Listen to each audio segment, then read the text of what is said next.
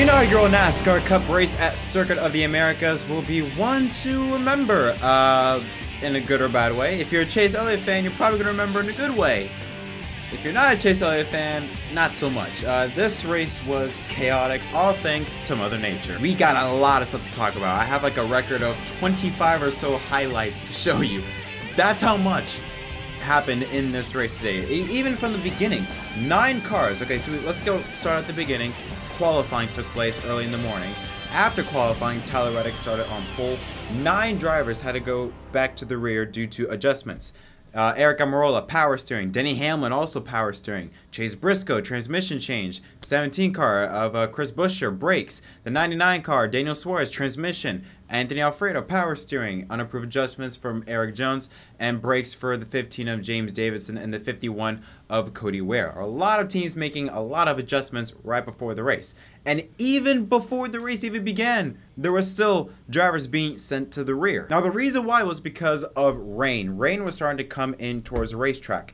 Now, NASCAR requires that all drivers make a tire change whenever there's an adjustment with the weather. So, for example, if, let's say, before the race starts, let's say, and rain comes into the area, all drivers must come onto pit road and have the option to either change for slicks or stay with the wet tires.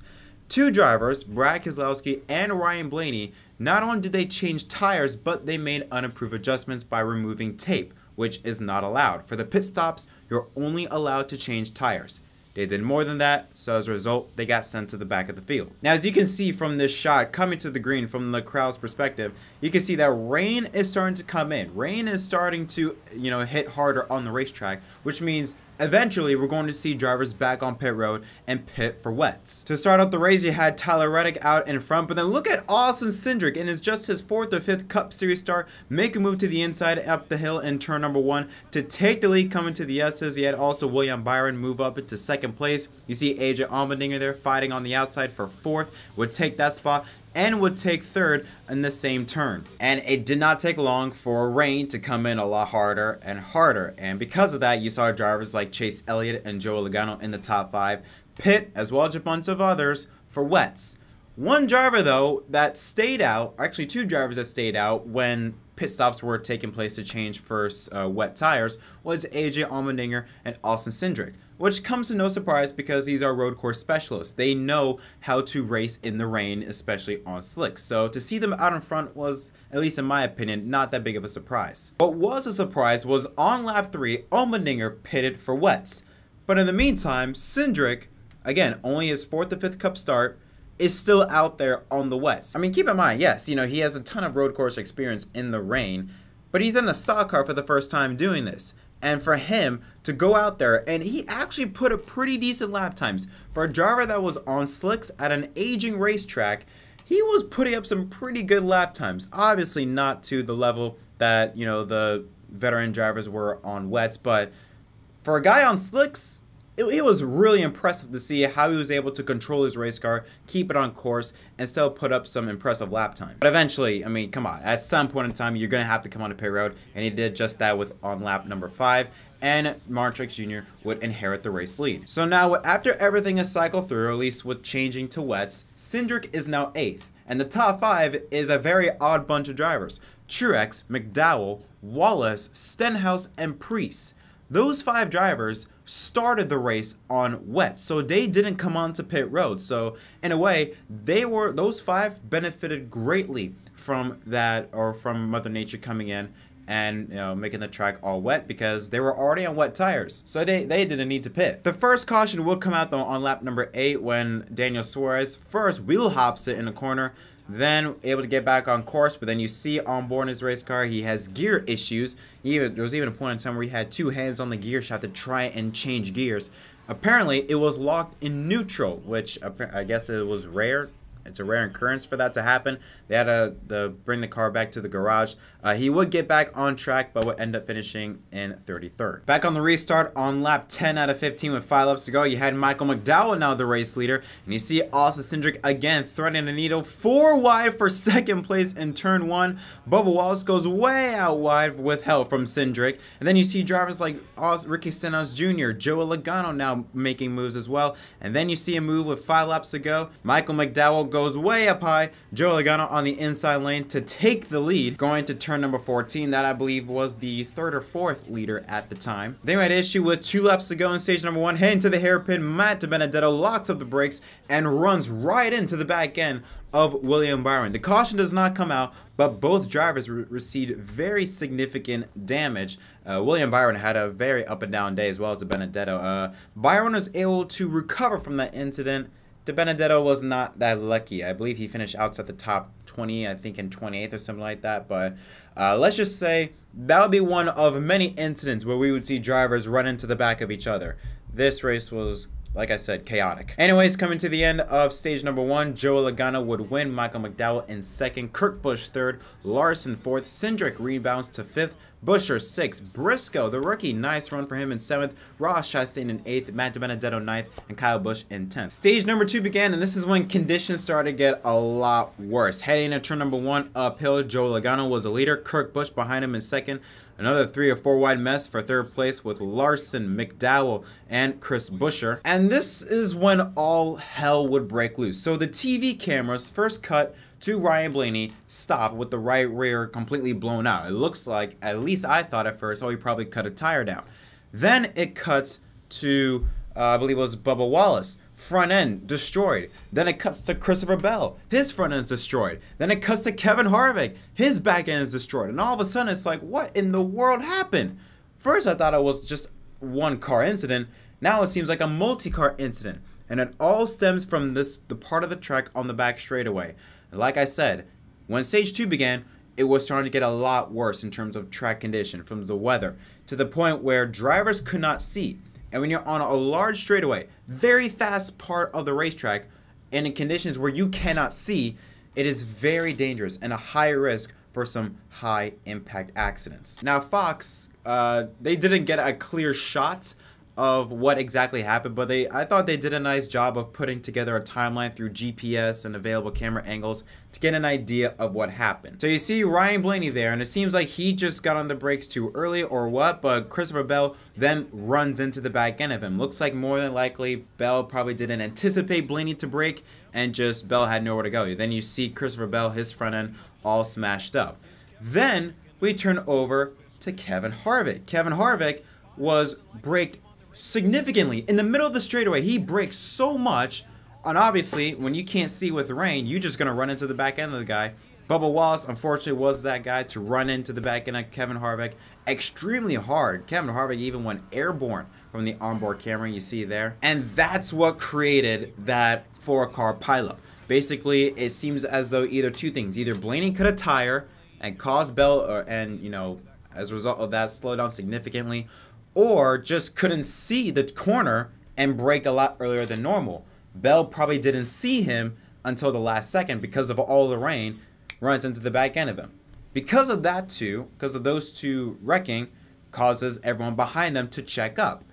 Now maybe Harvick either checked up because of that incident, or he just checked up because he had no idea where he was going, and checked up a lot earlier and a lot harder than expected.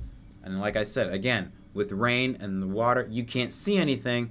Bubba Wallace was just probably making a guess, runs in the back end of Harvick, ending all 4 or really 3 of those drivers' days. And let's just say Harvick was not too pleased with NASCAR. Take a listen to this interview. We don't have any business being out in the rain, period. So, you know, all I can say is this is the worst decision that we've ever made in our sport that I've been a part of, and I've never felt more unsafe in my whole racing career. Period.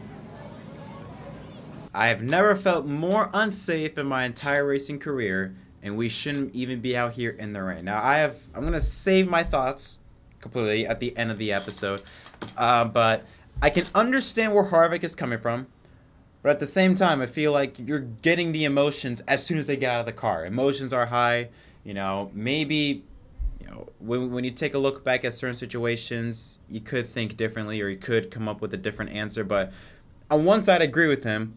But again, we're gonna save my thoughts to the end of the episode, because what Harvick said, it kind of proved this point. Because later on in that race, literally right after, we would have another major incident on the exact same part of the track due to rain and low visibility. So on the very next lap, when we got back to green, on the back straightaway, Mario Truex Jr. runs in the back end of Michael McDowell. McDowell brake checked way too early.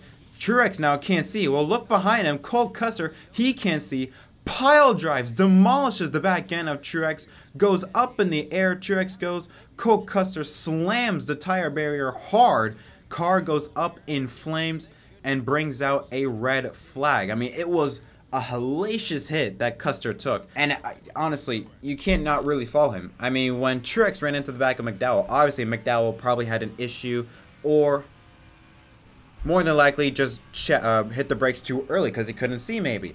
Truex can't see behind him, can't anticipate that. And when you take a look at his onboard camera, it gives you an idea on how low the visibility is at this part of the race. A little red light that indicates there's a car ahead of you, you can't see that until you're literally right on the back bumper of him. By the time he saw the red light, it was just way too late. And same deal with Cole Custer. He probably can't see what's in front of him. All he sees is rain and track. That's all he sees ahead of him. Until you see that little red light, by the time he saw that, it was way too late. He was coming in with so much speed, so much momentum. The closing rate was just so big that, of course, you had such a massive accident. And I think, this is 2 weeks in a row?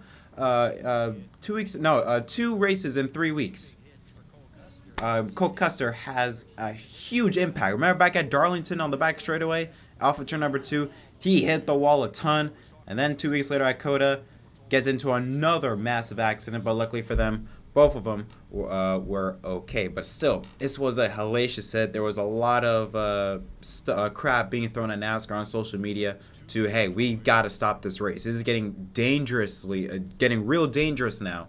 You know, when drivers cannot see, and when you're going as fast as they are at that part of the racetrack, you have to stop the race. And they did. They red flagged the event. I forgot how long they red flagged for the event, but it was not that long. Yeah, Mother Nature was really NASCAR's worst enemy, just like it has always been this season. But yeah, with Harvick's comments saying that we shouldn't be in the rain, or, you know, it was, and he was true. He was right when it says that's probably the most unsafe he's been out there in a race car. I can agree with him. I mean, it looked extremely unsafe. Even again, like I said, at the start of stage number 2, you could get an idea that, okay, things are getting a bit, you know, past the limit. You know, we always know racing and race car drivers, they go push the limit. But I think there's a point in time when it's like, okay, I think we're going way over the limit now. This is getting recklessly dangerous. So then the Air Titans get out and get rid of all the standing water at that part of the racetrack. NASCAR then brought all the cars onto pit row so that the teams and crew can basically clean the cars off and get rid of, you know, any excessive water so that they can get back to racing as soon as possible, while the Air Titans were doing their jobs on the back stretch, or at least on that part of the circuit. Then NASCAR announced that they would be going single file restarts for the remainder of the race. It's kind of funny because the last time they went single file on restarts was at the Bristol Dirt Race. Why? Because of the track conditions, and we're not ready, and cars were just wrecking into each other. So it's kind of funny. So far, the 2 races that NASCAR debuts at have all had a part of the race where drivers were just running into each other almost every single lap that forced NASCAR to go to single file. I find it kind of funny. So we restart on lap number 28. This time you had Ryan Preece as the race leader, Kyle Busch in second. Preece blocks Kyle Busch entering turn number 1. That allows Austin Cindric to get a good drive off of the corner to really play a factor. But Kyle Busch also gets a good drive off of turn number 1, takes the lead. Cindric tried to make a move underneath Kyle, but will have to settle for second for the time being. And that would really be it for stage number 2. On the final lap of stage number 2, though, Chase Elliott would get by Austin Cindric to take second place. Cindric would actually fall back to 4th after getting passed by Tyler Reddick, and Kyle Busch will go on to win the stage. Second is Elliott, 3rd Reddick, 4th Cindric, 5th Corey LaJoie, 6th Larson, 7th Preece, 8th Allmendinger, Briscoe in 9th, and Alex Bowman in 10th. Now, luckily for us, that would really be the only major problem with this race, was those 2 crashes near the halfway part of stage number 2. Luckily, we have no more big incidents after that, but again, this race was just chaotic. Like, it was at times recklessly chaotic. Sometimes it was fun chaotic. It was just overall just crazy racing that entire race. Stage number 3 begins. Kyle Busch out in front. Second is Elliott. Third is Cindric. Cindric on the inside of Elliott takes the lead, or takes second place off of turn number 1. Pushes Elliott out wide. Allmendinger goes way out wide. But then this is the point in time when Cindric, his car was not that great compared to the other drivers, and was actually starting to hold up from third place, I believe, to 8th to 10th place. I mean, it was really nose to tail for a good lap or two, which at COTA is a long time. I mean, Elliott and Larson were really getting on the back bumper of Cindric. They would eventually get by him for second place, Elliott to second and Larson to third, but even after that, there were still a lot of good battles inside the top 10 between Logano, Reddick, Allmendinger, Chastain, McDowell, Cindric, Preece, and Briscoe. All of them were having really good battles. Once you got aside from all the rain and, once the rain was no longer an issue and you could focus on the racing, it was actually really cool. The racing was a lot of fun to watch. On lap 41, Kyle Busch and third place driver Chase Elliott come into pit. Kyle Larson now becomes a race leader.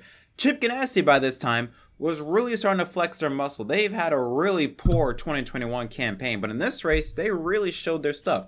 Both Chastain and Kurt Busch made their way to second and third respectively. And with 25 to go, Larson, Briscoe, Kurt Busch, and Joe Logano, they then pitted for fuel, which was mainly the main issue. Tires were also an issue, but it was mainly the fuel. Now, go back to Elliott and Kyle Busch. They pitted on lap 40. Unlike Larson, Briscoe, Kurt Busch, and Joe Logano, they can make it on fuel. Elliott and Kyle Busch, on the other hand, because they pitted so early, they are 2 laps short on fuel, and they have to save up to 7 miles of fuel, which at a track like Martinsville or, a mile and a half track, you could say that's possible. But on a road course, especially a road course like COTA, that's nearly impossible. So instead of having those 2 drivers save for fuel, they were told to just go all out. Go as fast as you can so that, you could either A, bank on a caution, or B, build up a gap enough so that when you do come into pit for fuel, you don't lose as much ground. As the laps were starting to wind down after pit stops, you had Elliott the race leader. Second was Larson, and Kyle Busch was third. But by this point in time, the rain was starting to hit hard, as bad as it was around halfway in stage number 2. It was getting that bad. Kyle Busch, I mean, they can't do any more about it. They had to come onto pit road, and they did, pitting with 16 laps to go. Elliott, on the other hand, he stays out. They're banking on a caution, more than likely a caution from Mother Nature. The very next lap, there was a potentially scary moment, almost exactly like what happened between Harvick and Bubba and those drivers. Going into the hairpin, I think on the same part of the track where all those accidents were happening, Kurt Busch locks up the brakes and somehow threads the needle, splits right in the middle of Austin Dillon and his brother Kyle, and goes into the gravel and somehow does not A, hit either of them, B, hit the wall, or C, stall. I mean, it was incredible how all 3 of them were able to not run into each other. But by this point in time, everyone knew the track was becoming almost undrivable. I mean, it was almost either to the point, if not worse, than conditions back in stage number 2. And on the very same lap with 15 laps to go, caution comes out for track conditions, too much rain, low visibility. Overall, like I said, the track was just undrivable. It was very dangerous with all this rain coming in, all this standing water on the racetrack. And the red flag came out with 14 laps to go, and after about, maybe 15-20 minutes of waiting, the race was called, and Chase Elliott would go on to win at Circuit of the Americas for his first win of 2021. His 6th road course win in the last 7 races. That is an incredible stat. Jumps up to 3rd on the all-time wins list for most road course wins in NASCAR. That would be Hendrick Motorsports' 268th career win, which ties him for number 1, I believe, with Penny Enterprises for most wins as an owner. And most importantly, now Chase Elliott is in the NASCAR playoffs. And also, for the first time since 2014, all 4 Hendrick drivers will be in the playoffs. I know there is a possibility, but I think with how well all 4 have been driving, it's almost but a definite that all 4 of them will compete for the championship when the playoffs begin later in the fall. So here's a look at the results to the left of your screen. We're going to show the entire unofficial results list. I'm going to give you some of the names. So here's a look at the top 10 I'm going to read off. So you had Elliott, Larson, Hendrick, 1 and 2 once again. 3rd, Logano. 4th, What a career day for Ross Chastain. He had a really strong car today. It was quite surprising to see how well Chip Ganassi Racing as a whole would perform, especially with how abysmal their 2021 campaign has been so far. But what a run for Chastain to come home in 4th place, as well as AJ Allmendinger in 5th. Another excellent run for that Colleague Racing team. Exactly what they needed to get ready for them to go full-time Cup racing next season. 6th, Chase Briscoe. First ever top 15, I think, for the rookie. I don't know, but definitely his first ever top 10. 7th, McDowell. 8th, Bowman. 9th, Reddick. Kyle Busch in 10th.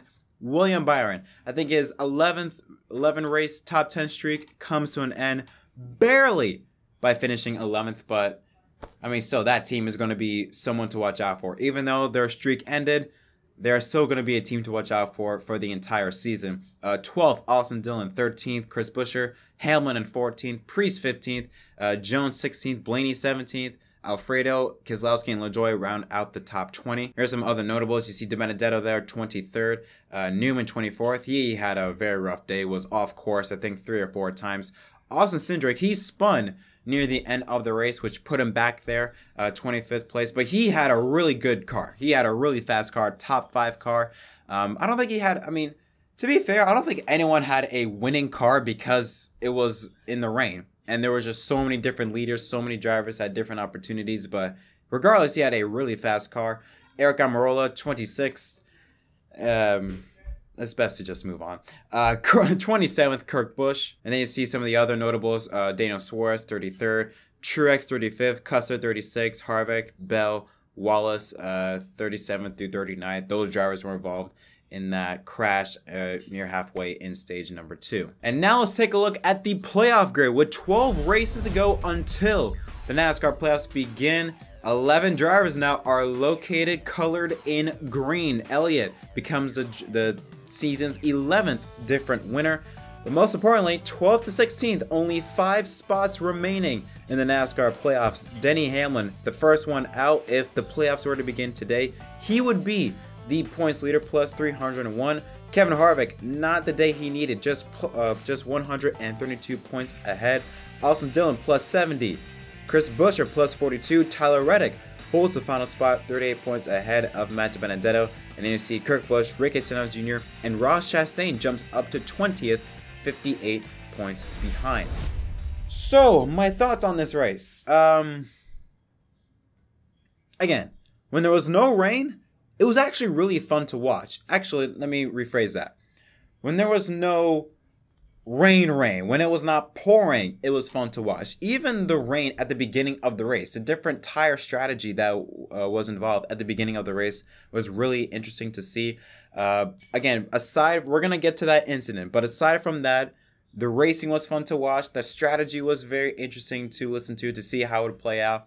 As for what took place with those 2 crashes, and I want to bring up Kevin Harvick's point when he said that we shouldn't even be racing out here in the rain. I get it, but at the same time, you have to understand that NASCAR is foreign to this situation. You know, a lot of people want to bring up, with the blinking lights, which I agree, it should be a lot bigger or brighter. Have different areas on it, have it on the bumper of the cars, and as well as on the back window of the car, so that drivers can see it and it can anticipate when there's a car ahead of them and not have to make a blind guess of what we saw here today. But I think it's just going to come from experience. You look at Formula One.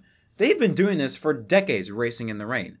NASCAR just started racing in the rain. I'm pretty sure this is the 3rd or 4th time in history they race in rain, or at least in conditions like this. They're not used to it. It's completely foreign to them. I think, when NASCAR finds themselves in more situations like this, they're going to, make better adjustments, or, they're going to have an idea of how to figure this out. This is completely foreign to them. They've never done this. If so, very rare they've been in situations like this. I understand that it was completely safe out there, but I think it's a bit unfair to, completely get on NASCAR's case, because, I understand it, why people were mad, including I was also mad. It was ridiculous out there. At the same time, we got to cut them a little bit of slack, in my opinion, because this is completely new to them. They're trying something new. I love racing in the rain. I love it. I love seeing road courses in the rain. NASCAR also loves it. I think the fans love it. It's just got to get some time adjusting to how we approach these types of races. Again, Formula One, they've been doing this for decades. They know how to race in conditions like this. NASCAR, they're still getting used to it. I think give some time and they'll figure it out. But I do think they should have pulled the plug a lot earlier to, before those two crashes happening. But again, it's the first time they've been in this position. I'd say cut them some slack. They should still, take blame for it. But I've seen people that are like outraged about it, which I think, pump the brakes a little bit, take a step back. Yes, it's bad, but it's not the end of the world. Give them some time. They'll figure it out. I don't know. Those are my thoughts on it. I thought it was a really fun race. Aside from all the chaos in stage number 2, I thought it was a pretty fun race. I enjoyed it. I cannot wait. Hopefully COTA is on the track or on the schedule next year. And hopefully the rain is not going to be as intense as it was this year, because I really wanted to see how this race would play out. I know a lot of fans are also getting on NASCAR for saying, oh, they shouldn't have red flagged it. Why'd you red flag it? You should have let it go. The conditions were bad, like really, really bad. NASCAR, some people might say, oh, NASCAR, they're helping their golden boy, which is stupid. It's not the case at all. The conditions were just undrivable. It was really bad. Everyone at the track was saying it was bad. So I'm going to take NASCAR's word for it. I think they made the right call. And yeah, Chase, even though Chase Elliott won on a road course in wet conditions, it's not the most formal one compared to his teammates.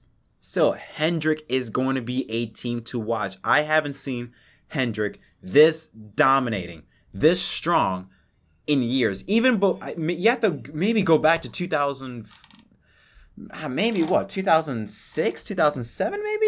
It's been a long time since we've seen all 4 Hendrick drivers be this dominant. Maybe 2014, but 2014, bit of an asterisk on it with Casey Kane. He was all right. He wasn't the best, but this Hendrick team, for where they were last year, even today, all 4 drivers were strong. For William Byron to have that issue that he had with Matt DiBenedetto and still rally back to an 11th place run says a lot about this team, and they're going to be a force to be reckoned with from here until Phoenix in the championship race. But overall, like I said, enjoyed the race, really enjoyed it. Tell me what are you guys' thoughts in the comment section down below. What are your thoughts on NASCAR's handling of the race? I thought they did a good job. They could have done a lot better. I know, they could have done a lot better, but I think for their first time in this situation, I thought it was all right. But again, what are your thoughts on NASCAR's handling of it? Did you like it? Did you not? What do you think could be some improvements for NASCAR for future road course races? Again, let me know all your thoughts in the comment section down below.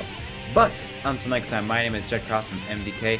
Thank you so much for watching. Congratulations to Chase Elliott, your inaugural Cup Series winner at COTA.